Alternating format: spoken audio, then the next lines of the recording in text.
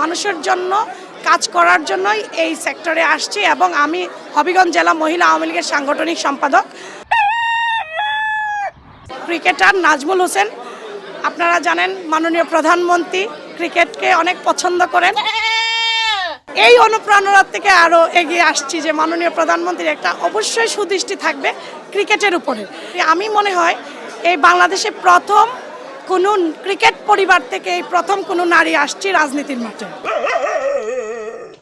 হয় আমার বিশ্বাস যিনি সত্যিকার অর্থে যেটা নুড়ি, যেটা সত্যিকার পাথর, যেটা সত্যিকার হীরক, উনি হীরকটাকেই তুলে নেবেন আশা করি। এবং আমি মানে অন্তরের অন্তঃস্থল থেকে বিশ্বাস করি যিনি সেরকমই যারা আছেন তাদেরকে বেছে নেবেন। আমার দরকার প্রধানমন্ত্রীর, কারণ আমার এডুকেশন অনেক, আমার অভিজ্ঞতা অনেক। 30 বছর আমি সরকারি কাজ করেছি, মাঠে ঘাটে এখনও করছি। বাংলাদেশ গড়ার একজন প্রত্যয়ী হিসেবে কাজ করতে চাই, আমি শতভাগ আশাবাদী। আসছি, আমি তৃণমূলের একজন কর্মী, আমি এখনো নিজেকে নেতা মনে করি না।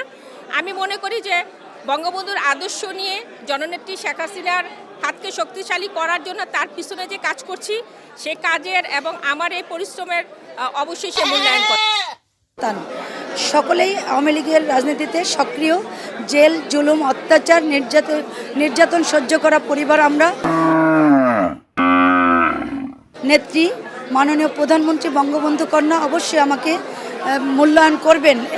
সক্রিয় রাজনীতি এবং সমাজকর্ম বিবেচনা করে মাননীয় প্রধানমন্ত্রী, আমার বাবার স্বপ্ন ছিল যে তার একটি সন্তান অন্তত মাননীয় প্রধানমন্ত্রীর খুব কাছে থেকে কাজ করবে।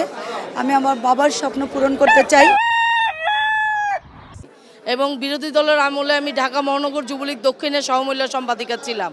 বর্তমানে আমি যুবলীগ দক্ষিণের মহানগরের আইন সম্পাদক।